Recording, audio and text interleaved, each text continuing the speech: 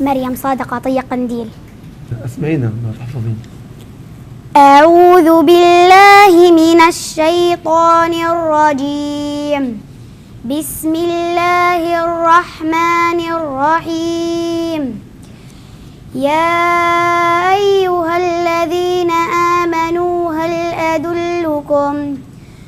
هل أدلكم على تجارة تنجيكم من عذاب أليم تؤمنون بالله ورسوله وتجاهدون